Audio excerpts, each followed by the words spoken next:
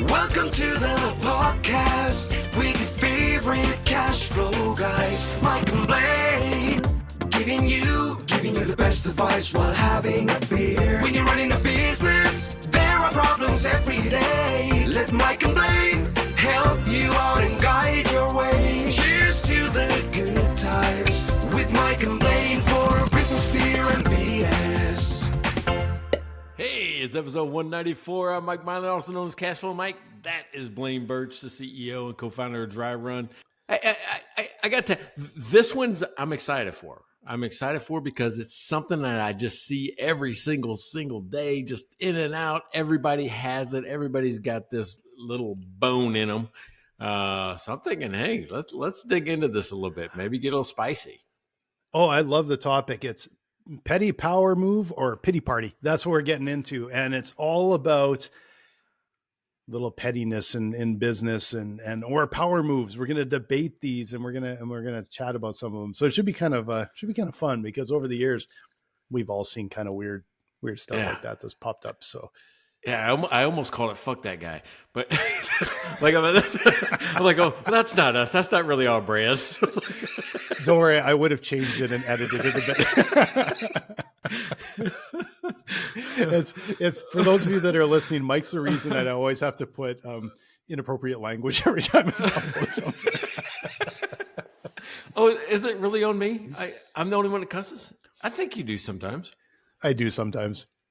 All right, there we go. I do sometimes. You lead the way. You've got a very charming way of doing it with your Texas accent. So well, one of our sponsors, one of our beer sponsors, the Cashflow Cowboy, he calls it talking Texan. He goes, "Hey, can I talk Texas for a second?" Nice. Yeah, and that actually brings us a beautiful segue right into our beer sponsors every week. We have 5 sponsors right now. And just so you know, if you want to sponsor the show, and we're going to talk about all 5 of our sponsors, no inflation on our show. We started this years ago. It's $5 an episode, and we will mention you. We'll talk about you. We'll even put you in the show notes. It is the best value. All you have to do is go to mikeandblaine.com, click on buy us a beer, and you can buy us a beer, or you can buy us like a lot of our sponsors all the way out to the end of the year, all the way to the end of 2025. And before we dive into who our sponsors are, what are you drinking this week? I'm drinking another Neighbor Pat, right? But I'm going to talk about it, Neighbor Pat a little bit because I owe him an apology. He gave me that stuff last week, right? Remember? And I'm like, I don't know what it is, stout or whatever. I was totally wrong. He has a friend from England, and he's gotten a recipe for this thing called Ruddles. And where I remember I had to before. Yeah. But remember I had to keep it in the pantry until a certain day and then put it in the fridge. Well, yeah, I went to the pantry after he says, well, I gave you a piece of paper what the logo was and all that type of stuff. I went in the pantry. Yeah, it's still sitting where I laid it. So okay. This was the logo and all that he made for his Ruddles. It's Neighbor Pat's Brewing Company. Now, I knew he was old, but I didn't know he'd been doing it since the 1900s. Wow. Nice. That looks terrific. Actually, I love the 1999. Okay. But I'm not drinking that today. I owed him an apology for that last week, right? So it's a neat story, right? A friend just asked him if he could do it. He ran across the recipe and he's been doing it, and the guy buys like cases from him. He actually sells beer for that. Awesome. Pat, I also have a small apology because on our show notes from last week, it now says Neighbor Pat's Mystery Brew, because I had no idea what that beer was. So I will update that with Ruddles, with the Ruddles inspired label. So all right, we'll this time I'm going back with the Neighbor Pat, right? So look what he's doing. Look what he's doing with logos and stuff now. And look at this. It's called Whoa, check out that strawberry blonde. Right. But look, that's beautiful, Pat. So he puts on labels, but look at this, capped, and look what we're doing on quality control to him, right? The levels are almost like exact and even high enough. That's good stuff, Pat. Hey, I feel like I'm the best supervisor he's ever bought because I'm quality controlling his stuff all the time. Yeah, he's got a little QA person sitting in the garage there, just measuring everything up, and good to see that. Like, I kind of want to try that one. Sounds like a fun beer. So this week, because we were talking about like petty power move, all this stuff like that, and I thought, maybe it's just time to bliss out. So I grabbed the Establishment's Bliss Out Hazy IPA. Establishment, terrific brewery out of Calgary, Alberta, and love their stuff. And this is a really nice addition. I don't think I've had this one before. It's delicious. So yeah, good job, guys. Jump in to some of our sponsors here. I'll tell you what, one of our sponsors is for all year long. It's Karen Harrison up in Michigan, 3S Smart Consulting. She does cash flow consulting for businesses. If you're struggling, if you feel like you're just, it just doesn't feel right, contact Karen, right? Because she'll teach you and show you how to put more cash back into your wallet, back in your pocket, back into your life. So contact Karen up at 3S Smart Consulting in Michigan. And Rachel Barnett from Gentle Frog. So if you are a business owner and you're using like QuickBooks Online, you got to go to gentlefrog.com, or better yet, even go to YouTube/@gentlefrog, and you'll see a ton of videos on how to better use QBO so that you can do everything right in your business for your accounting. So thanks again, Rachel. She is also sponsor all the way out through to the end of 2025. Yeah. And we got Devin, right? Devin Whip over in Louisiana. I'm telling you, this guy, he talks with Courtney like every week. He knows more about the state of Louisiana, LSU football, places around Louisiana, food. It doesn't matter what it is, Louisiana. This guy knows it. He's the biggest LSU fan I've ever met. So, Devin, thank you for sponsoring us. Can't wait to come down here. I'm gonna try to make it to a game this year. I think we're thinking Arkansas. So if you can make it to the stadium for LSU Arkansas, I'll see you there. Nice. That sounds like a lot of fun. Thanks, Devin. Appreciate it. And finally, Larry Weinstein, the cash flow cowboy down in Houston, Texas. So if you're looking for an accountant, you gotta find Larry Weinstein. Reach out to him. He's gonna get you all set up. He goes by the hook cash flow cowboy, or the handle, the cash flow cowboy. Yeah, the Texas Cowboy.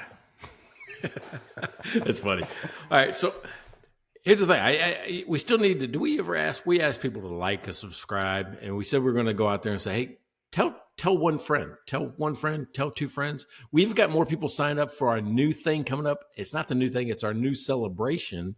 200th episode. We're giving away the 2 Super PAC. We just got a couple more people in the drawing this last week. I want to put your name in the drawing.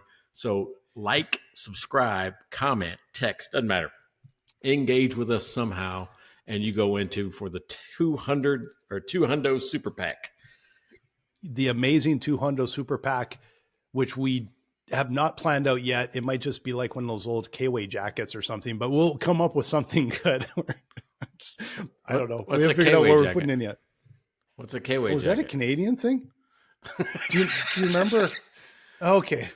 Back Dude, in I don't the even 80s, have a coat. What are you talking about? There were these, you could package a jacket into a pouch, and then it had a strap you could wear around your belt, like your waist. It was almost like a fanny pack. And then you could take it out and you pull the thing out, and it was like a hoodie, except for kind of windproof, water resistant. I think I remember something like that. Yeah, I don't know what we called it. Probably though.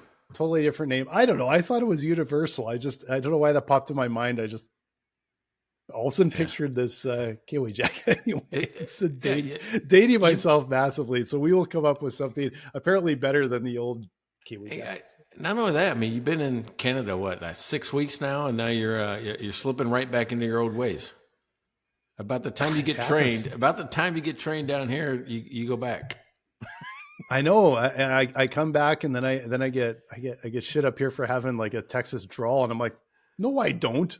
Anyway, it takes me a while to get rid of it, but I think it's disappearing faster than usual because every other night we're watching hockey, and we're in June and still watching hockey, and that is cause for celebration. So the Oilers are, if you're listening now, they're up 1-0 in the Stanley Cup final. Oh boy, hopefully it's our year, because it's been a lot of years where it sure hasn't been our year. So we'll see what happens.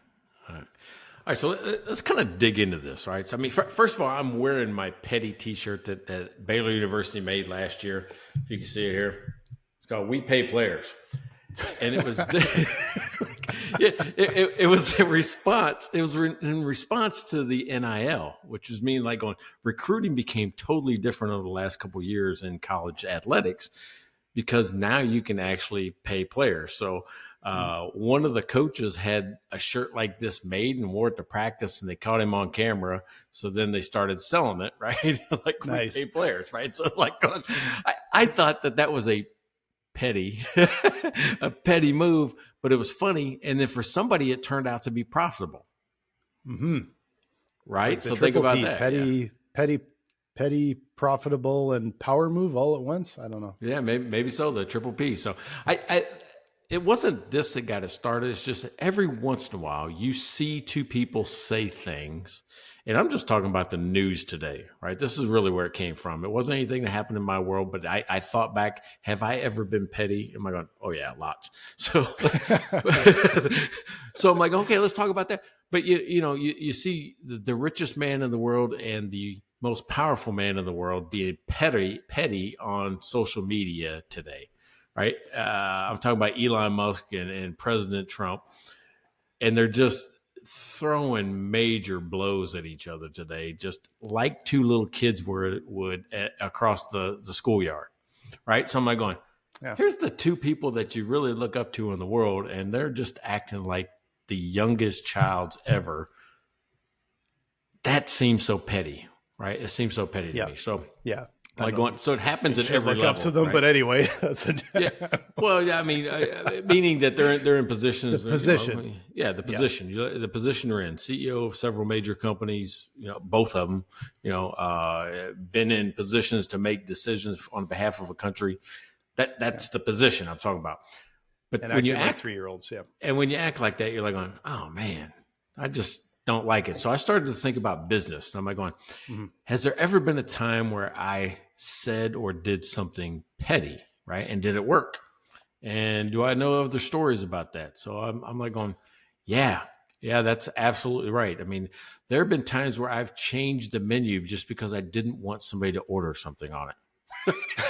Nice. Right. Okay. At a restaurant. I'm like going, so tired of that guy because it never came out right. And I was talking about, we had this calzone type pizza thing, right? And the way we packaged it was just the way that we wanted to. But there was always something missing that they wanted to do extra or different, or everything was custom about this. And I'm like going, damn it, I don't want to be a custom calzone shop. I just want to get the order, do it the way we do it real fast and go, right? Because it was slowing up the entire kitchen line, and they would come in and order it 2 or 3 times a week, right? And I'm going, and every time the waitress would be mad, the cook would be mad, right? And it was just everything about this person was different, right? They could never just fall in line. So I changed the menu so they couldn't do that anymore. That was the only reason. Is that petty, or is that just like really good management, to be honest? Like, there's a good outcome? Like petty, I think, is usually like, just like you kept doing it. Everybody was still mad, but you like over salted his, calzone or something. We just took it off the menu. Like, I changed the menu. I just won't let you do that anymore. A little bit of BS here, but I gotta wonder, is there something to do with calzones? Because just a couple months ago, before we left Scottsdale, we were sitting in a restaurant, and we got a pizza, and like, this place has amazing pizza, Italian place, and we had just like unbelievable food. The table next to us, someone ordered a calzone, and then I kind of sat there and watched them berate the waitress and absolutely lose their mind. And from what I could tell, they didn't know what a calzone was and probably didn't read the description. And I'm like, have you not heard of a calzone? It's like a big pizza pocket. Like it's a big pizza pocket. Right? It's a big pizza pocket. And I just got this sense that they're like, yeah, they need to just go to McDonald's or something. They're not going to be happy here. But it seemed like they got exactly what they ordered. The food in this place was unbelievable. And that poor waitress had to sit there and take it from them, because I'm pretty sure they just didn't know what a calzone was and just kind of ordered without thinking. Yeah, there's just some people And this is where the pettiness starts. It's Yep. and I don't know what it is, but have you ever just instantly either liked or not liked somebody? Like instantly, like on. Oh, yeah. I mean, Yeah, it happens. sometimes they haven't even talked yet, and maybe it's the way they walked in, going, I'm Yep. not going to like that person, and it's a hard thing to overcome. It's a hard thing to overcome. Yep. Is that first initial impression that hits you, right? Yeah. And so I think about that as a customer. I'm like, when I'm being the customer, I'm like, the last thing I want is somebody spit in my food or do something crazy like that, right? Because I have enough problems as is. I don't need that too. Right? I was always afraid of that as a police officer, like walking into a place like, oh man, I hate having to order because I'm in uniform and all it takes is one guy back there that I can't see, to ruin my day. Or, I'd be eating somebody's loogie. Just Yeah. I will be honest with you. I've never worked in a restaurant, but I virtually never send food back or say anything. At most it's like, well, we just won't go back there because I'm so afraid of what would happen in the kitchen if I did. So, which is probably unfounded for 99% of the places. I've watched too much TV, restaurant makeovers or whatever. I'm like, nope, not sending anything back. How is your food? So is it more petty to send it back or is it more petty to react to the thing being sent back? Right, because that's the way I see it. Is both of you are acting. Maybe the person sending it back has got legit, like, hey, this is undercooked. This is not. This is raw. This is cold in the middle. Like a calzone could be cold in the middle if you don't cook it enough. Well, like sending back food could be petty or it could be absolutely bang on. Because I every once in a while you get food, like you said, it's like ice cold or, oh, this chicken is pink inside. Like, yeah, we can't even eat it or whatever. Oh, those things, of course, are super rare. I do remember one time, though, and I'm calling these guys out because this was brutal. This was a lot of years ago. Anyway, actually, no, I'm not. I won't call them out because this was a lot of years ago. Maybe they're better. We were at a restaurant, and I can't remember what I got, but it had a side of fries. And the fries, I'm sure it was a joke because it was so salty. You could it was crystallized on it. And you take a bite and I just started it was, imagine like dumping salt on fries, inedible, right? Yep. And so I said to my wife, like, is this just me? And she tasted it. She could barely she literally almost coughed it out because it was like, what are they doing back there? And so I said to the waiter, I said, there's way too much salt on these fries. And so, oh, okay. So he goes back and, okay, here's what's petty. They brought back fries that were unsalted. I'm like, no, you gave me something inedible. And then you gave me something inedible again. And it's like, yeah. So I'm like, no, I'm never sending food back in a restaurant again. I would probably, if it was that bad, just say, I'm not paying for this because it's awful, but I ain't eating whatever you're bringing me out of the kitchen because you proved you are unable to cook. So there have been times where I felt like getting really petty and walking in the back and showing someone how to cook. And it's not like I'm an amazing cook, but there's times when you're in a restaurant and going like, do you want me to show you how to cook something? Because I will. That's probably a little petty. That's just goes through my mind. I don't actually do that, of course. So. Yeah. Well, have you heard of Dave Portnoy? Oh, the name sounds vaguely familiar, but I don't know why. All right, so he was the founder of Barstool Sports. Okay. I guess he is the founder because then he sold it to a company that was kind of a gambling company, and then famously bought it back for almost nothing, like $1. Right, bought the company back, sold it for $100 million. We'll say, I don't know what the numbers are, but sold it for $100 million. They were losing all kinds of money. He says, hey, listen, you guys don't know how to run this type of business. I'll buy it back. And he bought it back for $1, right? So he's running Barstool Sports again. But all right, so during COVID, he had this thing. Before COVID, he was doing this one bite pizza reviews. That's kind of his thing. He goes around different places and takes one bite and gives it a review, right? And famously doesn't give it 10. He said 10 is a rookie score, right? Because just that.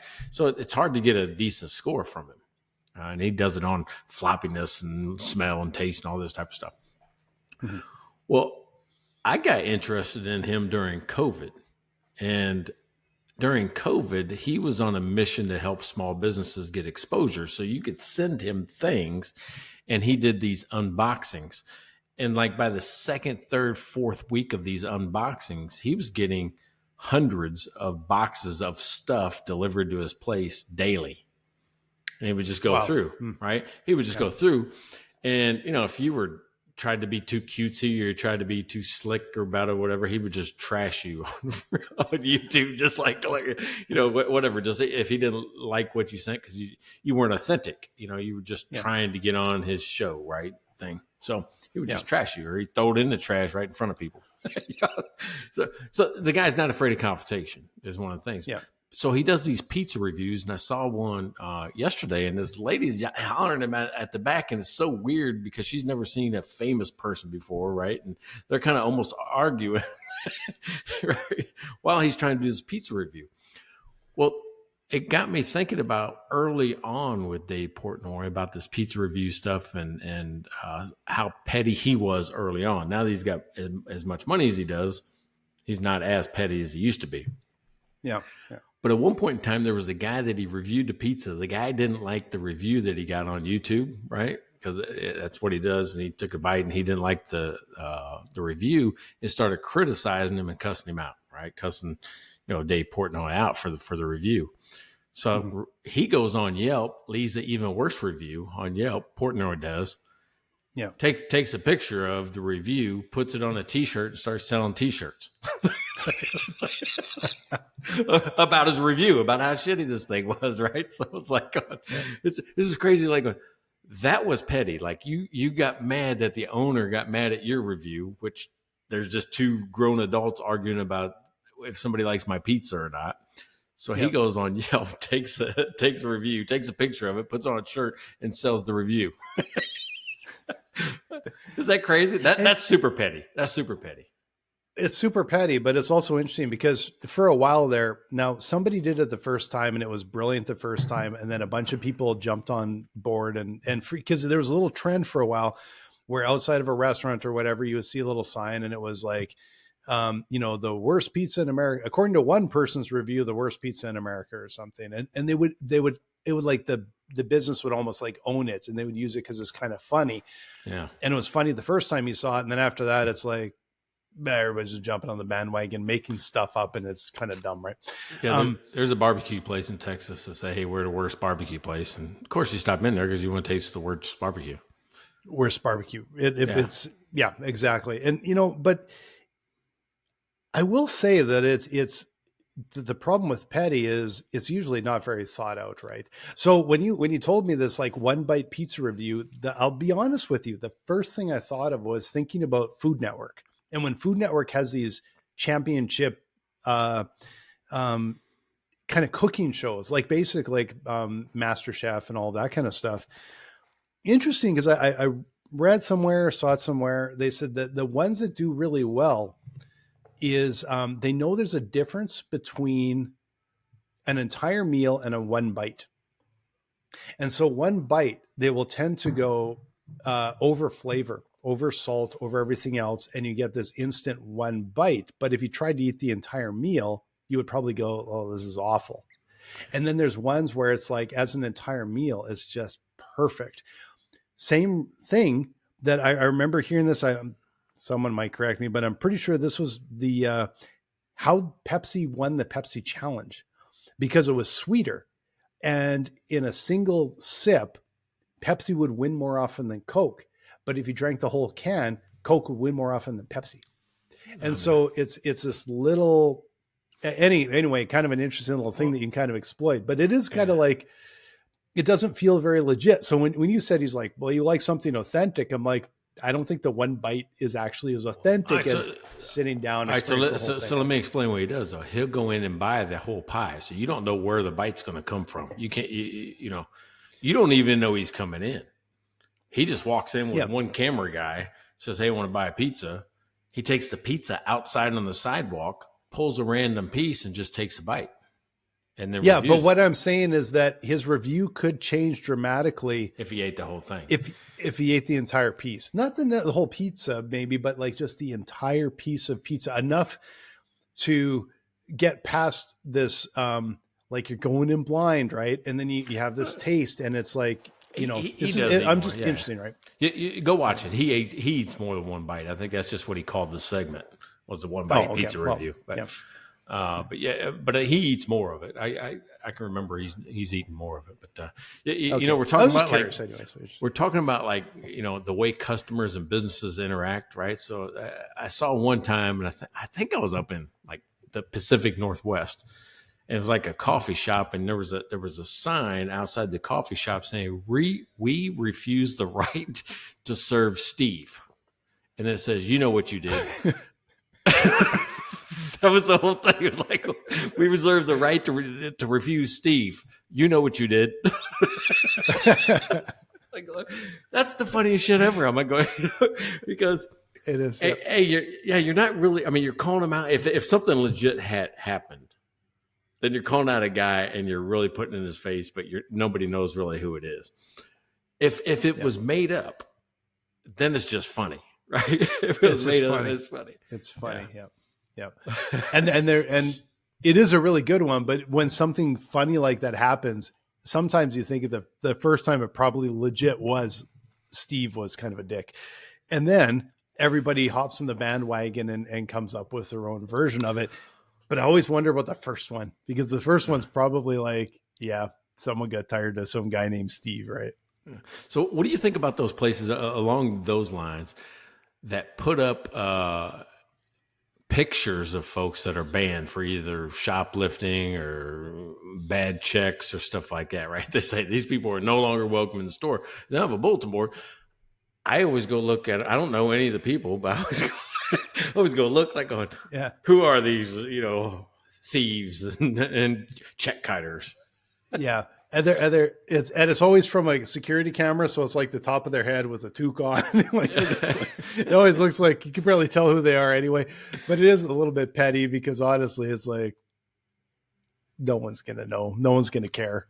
But no one cares, it makes them feel better, right? It just makes them feel better, I think. Makes them feel better. And I think it's entertaining for the people that come in. Because I think everybody glances at it, right? There's a natural curiosity to go, ooh, do I know any of those people? Especially if it's a place you go to all the time. Do I know any of these people? Right? It's just funny as all. Funny as all. So, hey, what about you? Has there been times where maybe a client just did something, and maybe fired them for something petty, or you wanted to, or you refused to do something?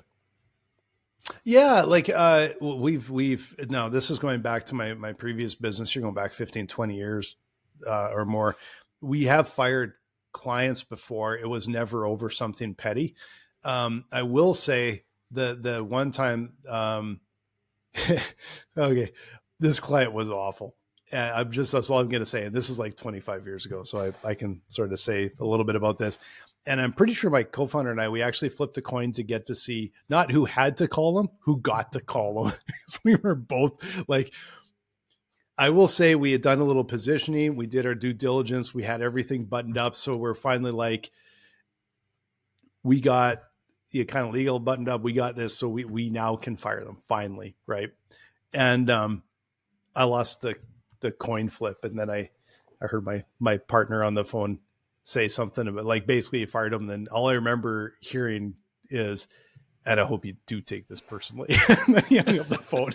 I'm like, ooh, this is spicy, but they deserve worse than that. So, but I thought that is a little bit like, falls into a little bit of petty, but those guys earned it. So, that was kind of funny. Well, I tell you what, if you're out there right now and you want to do business with a company that will not treat you petty, no matter what you do to them, I want you to talk to the guys over at Dry Run. What are some things and customers? What type of customers would you want to work with that you wouldn't be petty to? We won't be petty to anyone, but you know what? We want to talk with you if you are a CFO, because we'll have forecasting software for you, and we will help you forecast everything from cash flow through to complex scenarios. Come and visit us at dryrun.com. We will help you look into the future, and especially now, get hold of all this weird inflation, tariffs, everything else you're trying to figure out. We're going to show you that and help paint the way forward. So come and visit us at dryrun.com. There you go. Hey, Because you guys have really figured out how to stick to your knitting over there, and you're doing a good job modeling complex scenarios and taking a lot of data. If you're the type of company that's a larger company with a lot of data, and it's just to you a wall of numbers, and you won't make sense of it, put it in the dry runs engine and let them kind of dissect it and show you the patterns that are emerging, so you can put more cash in your pocket. Yeah, and I will add on, like, because we have people coming to us every day, and they will go like, this is, and they'll explain a really complex, difficult situation. And more often than not, they go, well, I can't believe I told you, I threw too much at you. It probably didn't even make sense. And we would just go, now we got it. Yeah. So we're good. We'll get you going. So yeah, come and visit us. We'd love to help you out. There you go. All right. So about 2 years ago, Courtney made me watch this documentary. All right, and I'm going to explain why. And you're still mad. I'm not mad. As a matter of fact, it's she actually confirmed what I always thought about this company. Right? Okay.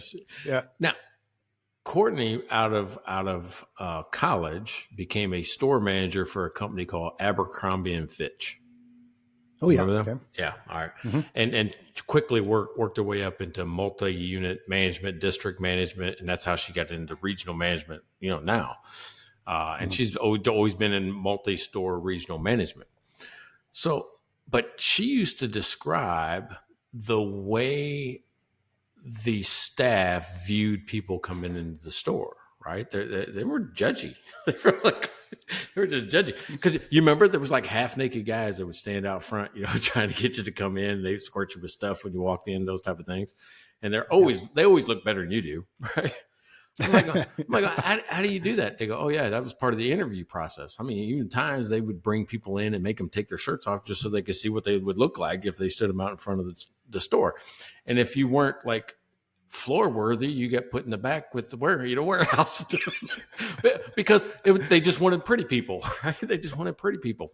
So they had some look standards. And I'm like, oh man, how did they get away with it? And she goes, they didn't. We got sued, right? We got sued, and it was a big deal, right? So and it happened up in Oklahoma, and she kind of knew some of the people that were involved in that just because she was in management, right? So we're watching this documentary, and sure enough, man, that was the whole culture of Abercrombie and Fitch. Is if you didn't meet the appearance standards of being pretty or attractive, then you weren't allowed to really have a customer-facing position, right? Super weird. I mean, I don't know anybody could get away with that. They got away with it for years. Couldn't absolutely do it now, right? at all. Yeah. And the way it's shocking that they could then, but. Well, according to the documentary, the way the whole thing came down was one of the employees wore what's the headdress from hibab,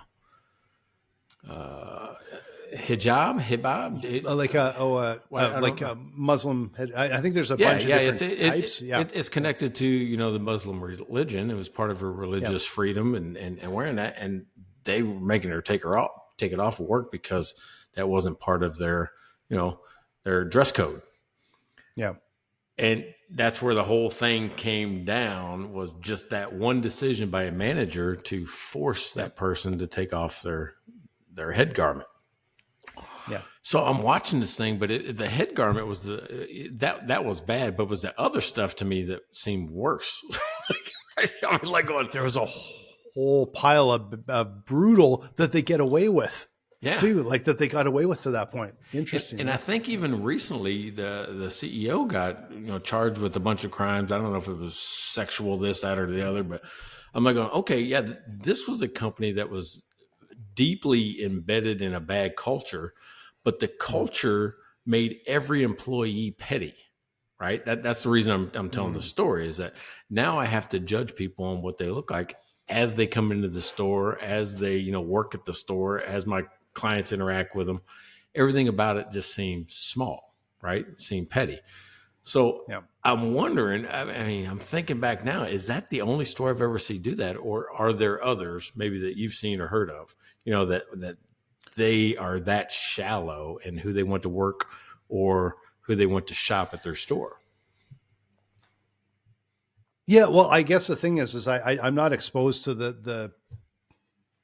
the backside of it, right? So I don't know if I would know the sort of internal policies, but I think as a consumer, you can kind of pick up on some of that when you go into a place, right? And I think what it does is it also makes the customers kind of petty, because I will admit, like, I can't think of an instance, but I will admit that I'm sure there have been times where I've either been in a retail store or something that and got really some bad service that have probably got a little petty, because it's like, you kind of like, you treat your customer like shit. Guess what? We're going to be a little petty here. Like, it feeds on itself. And it's amazing how the culture of your staff and the way you train them and everything, it can just go down the wrong path. And it just leads to it's like reflected. It's like an echo coming from your customers.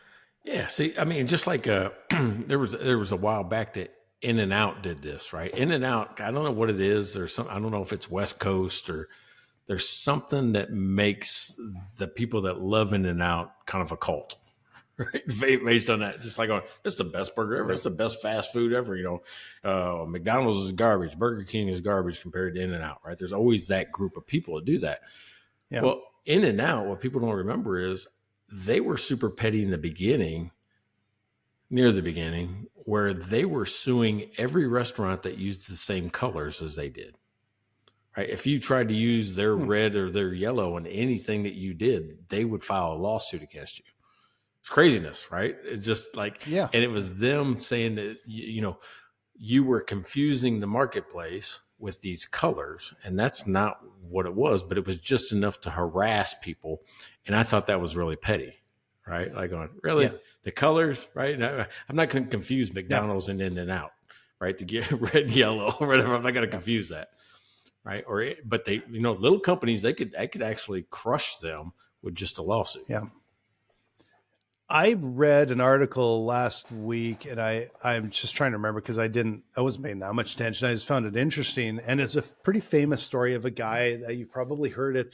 It was one of the airlines. I'm not going to name which one because I can't remember which one it was, so I don't want to name the wrong one. Broke his guitar, and he's a musician, and it was a high end, nice acoustic guitar, and they broke it, and they got petty, and they wouldn't give him any money for his guitar. They just wouldn't cover the cost of his guitar. So he wrote a song about it, and it was like, I can't remember exactly what it was, basically like, this airline breaks your stuff or whatever. And he literally wrote a song about it, and it went viral. And it was somewhere in the article, it said how much money that like they lost in their stock price. And it was like something like 100 million or something, because they got really petty. They would not pay for what they should. And he got really petty and said, screw you guys, and wrote a song about it. And it was like, oh my God, look at what happened out of that. Right. And it's unbelievable. That is crazy. That's just how that crazy. Can happen. It's worth a story looking up to find it. It's a really interesting story. Yeah. It's so interesting. I mean, just when you think about the pettiness that you could really have, like, that's on a grand scale. Right. I mean, that's what we're talking about. Those are grand scales. The ones that I always think about is just that I always look at local business as being hyper local, meaning I know you, right? I have to look you in the eye. I know, in the internet business, I mean, like selling my software or doing my training, I might know you a little bit on, the camera if you come there. Mm-hmm. But most of my clients don't come to the camera stuff. They just use the product and do it on their own. I know their name, but I don't know anything about them. Don't know what they look like. Don't know what their life is like. Just know them that way. Yeah. And even then I could, in my mind, I'm like, oh, I don't like it when they ask a question. Anybody else asks the same question, I would, but there's something about the way they write it. Or there's something, remember, it goes back to instantly not liking somebody or liking somebody. Yeah. And, there's that, have you ever seen the social styles model? I think we've talked about it before, whether or not. I think we've talked about it a little bit. Yeah. Yeah. I mean, whether you're a driver or an analytic person or an amiable kind of shy person, or an expressive person, likes a bunch of people. Well, apparently you can figure out how to match anybody in that first 5 or 10 seconds just by matching their style, right? That's one of the secrets to success, is to be a chameleon in sales is like going, I can't be a driver if you're an amiable personality, right? Because I'll just bowl you or I'll just scare you, right? Because they're just like, oh, wait a second, you're extra. You're like way too much for me, right? And the analytical person, I can't be the expressive kind of all excited and talking in grandiose type ideas if I'm analytical and I need to know step by step how this product really works. You probably see it in every call that you have with CFOs. If you don't tell them step A, B, C, D in order, they're not going to follow you, right? They're not going to say, I'm confused, right? And a confused mind never buys. Well, to me, that's where that pettiness comes in, because in that first interaction with somebody else, that's where I get that feeling, right? And I can be petty after that. Think about buying a car. You ever been on a car dealership and a guy comes, all he does is walk out the door towards you. But if you're not ready for that, I instantly don't like you, because all I did was drive on the lot. And now you're walking out to like meet me in the parking lot. Yeah. I was a little petty with a car salesman one time. I'm going to be honest. Okay. I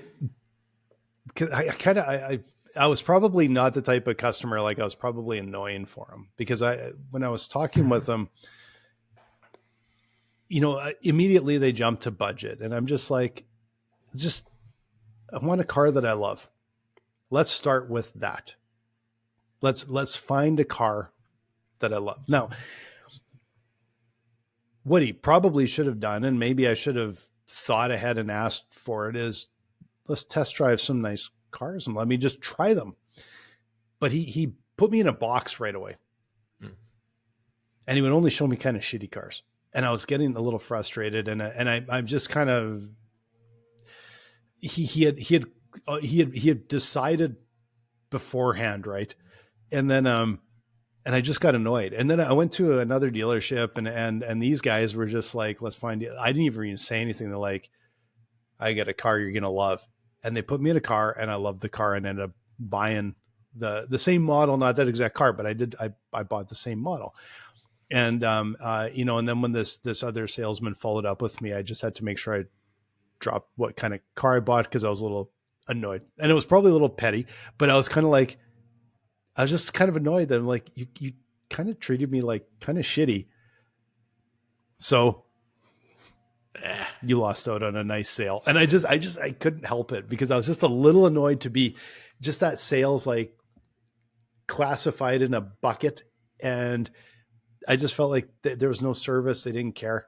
Just, so I got a little, it's easy to happen, right? All right. So can a company be petty, or is it a person? I think it's more it's always a person at the root of it, right? And I think there's times where I think most times it probably isn't going to work out that well for a company to be sort of petty, but there's times where I just kind of like the company version of the guitar guy, right? I think there's probably times where it might, technically be a little petty, but you know what? They're kind of in their right, and people fall in step with it. Some might actually have some big wins out of something like that. Yeah. So, I mean, a couple of things that, cross my mind, because I use them as an example. I probably have on this show. I mean, Kodak, right?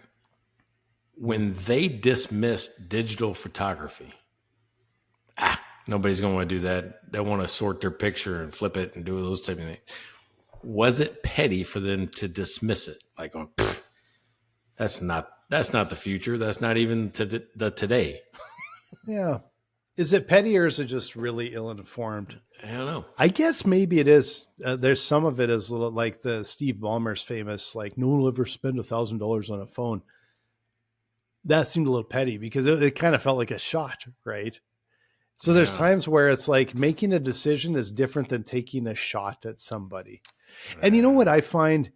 I do find that small business, which I love supporting small business, they have a harder time being petty. Like they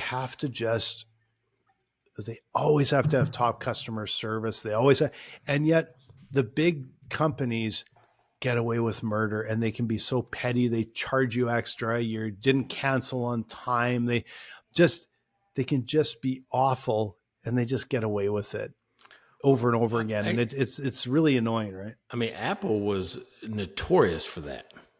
Absolutely. I mean, I remember during one of the election cycles, whatever, there was a new social media company came out called Parler. You remember that? It was like a conservative view Parler or something like that. I remember the name. Well, Apple took away their ability to distribute their app on the App Store.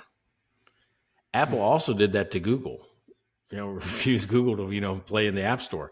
So when you start doing that, is that really petty? And I mean that eventually got them in trouble where you can't just ban people from your store because you don't like what they say.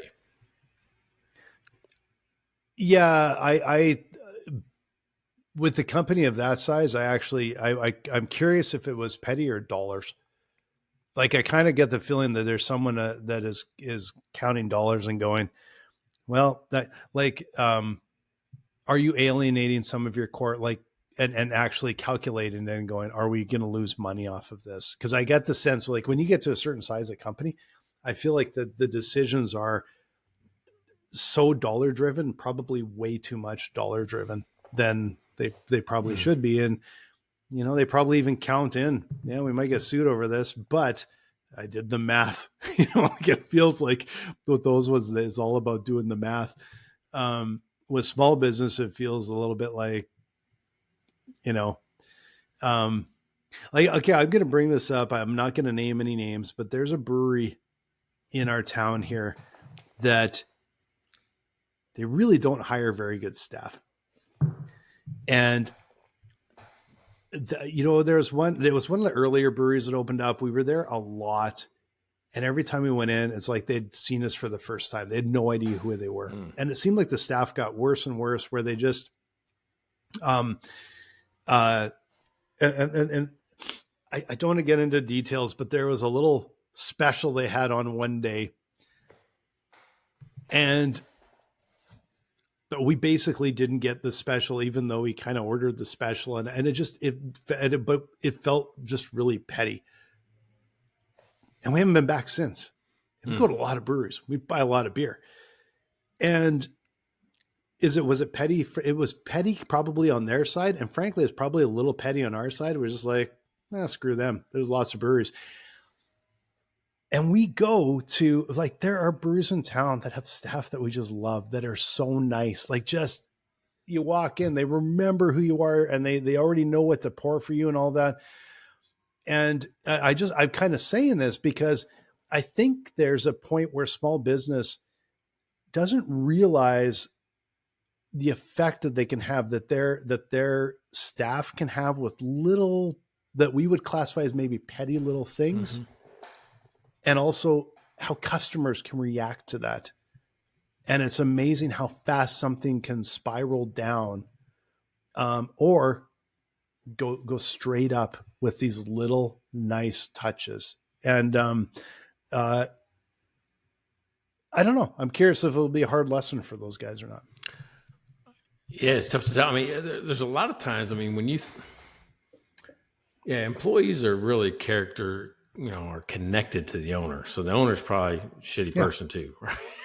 It goes right there. When they're all, it's amazing. And when it's like 99% of the staff are amazing.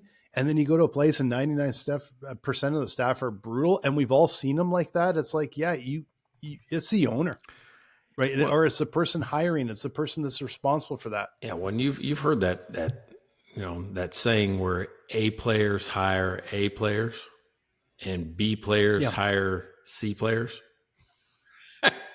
Oh, interesting. Yeah. Yeah. So, I mean, that's one of those things, because they're afraid that they'll hire somebody that can outperform them, right? And or actually outshine them.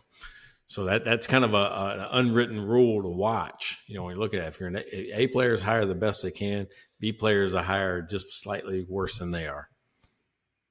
I will say, okay, this is only slightly, but it feels like this place is slightly connected to the Abercrombie thing. Oh, gotta look a certain way. Because I feel like you go into this place and it feels like they hire everybody because they look like they look like they work in a brewery. Like it feels like, and it's not like it's just they look like they're alternative enough to work in a brewery kind of thing. And then you go to, and it's like, did you talk with them? And then you go to other places and it's like, how do they get such amazing staff that are so great? And you walk in, you're like, I want to go back because they're so nice. Yeah. And then this one, if you took the company picture, they don't look any different. It felt like they just walked in and they went, yeah, looks like they work in a brewery. Oh, wow. That's what it feels like. Yeah. And it's just bizarre to me. Right. But it's, I guess that's how they do it. All right. So I saw an article last week. This is a little bit of BS, but an article or saw it on the news or something like that, where people are asking AI now if they're hot or not, and asking AI with a picture to determine whether or not they're attractive. I mean, how petty you got to be to ask AI if you look pretty? I mean, what? Is that crazy? Have you seen people it? come up? But people have too much time on their hands. I've never even heard of that. No, I just heard about it last week, and I'm like, I didn't do it. I mean, I should do it, but I didn't do it. But it's one of those things. I'm like, neither of us should do it because we're not going to like the result that comes back. But apparently, AI has developed some type of formula based on what they found on the internet of what's attractive and what's not, and compares you to some type of diagram, right, that they've developed as what's attractive. So, but it's just like crazy. So last week also, did you see, or was it this week? Maybe it was Monday. I had AI create me a King of the Hill, picture of all the guys in the neighborhood. I did see. Yeah, I glanced at it when it was going by. Yeah. So I uploaded pictures of everybody's faces. I say, hey, create me an image that looks like the title shot of King of the Hill, a cartoon, and and put us in front of a garage, all in a line, with beards in our hands. And I told him, I said, we call, I'm more like Boomhauer, Brager's more like Hank, Pat's more like Bill, and Thomas is more like Dale, right? And that's how it lined us all up. It was funny. Nice. It was funny. Nice. What is so apropos for Texas, your Texas community. All right. So, hey, I don't care if you're selling for diddle hoppers or not. If somebody wants to be petty, they'll be petty. Yeah. Yeah. We hopefully we can avoid petty both on our side and on the customer side all the time, but it happens, right? All right. Well, speaking of not being petty, I don't want you to be petty. I want you to go to like, subscribe. I want you to go and tell a friend. Don't be petty. Don't be withholding this jewel of a podcast from your friends. Share it. Get out there. Sharing is caring. Yeah. Like, subscribe, follow, and go to mikeandblaine.com. You can buy us a beer. You can buy us one beer. You can buy us for the rest of the year. You can buy us through 5 years if you want, and you will be mentioned on the show as one of our valuable beer sponsors. So please visit us at mikeandblaine.com. Yeah, that's a good point. There's no limit on how many you can buy. Yeah, no, that's good. No limit. Yeah, that's good. Right on. Yeah. Actually, okay, I'm gonna throw this out here. You could even request. You could buy as many weeks as you want, and you can tell us double down. And if you double down, I will also mention you at the end of the show, or we will. Whoa. What? $10 an episode, 2 hits. What if they triple down? Could they get a mid-roll mention? Triple down, and we'll even do a little mid-roll mention. Or is that too much? We'll think about that. That's a lot of you. That's a lot of you if you guys do that. That's a lot of that. We still have to figure out what we're going to put in the Hundo Super 200 pack. 200 Super Pack, because I think is what we're calling it. There you go. So that's what'll be monopolizing us for the next little while. Right on. Hey, another good episode in the book, 194. We're going on 195, and you love numbers like that because it puts us that much closer to the 200 Super Pack. We'll see you next week. Yep. Check out their website at mikeandblaine.com. Then subscribe to the podcast and buy these guys a beer.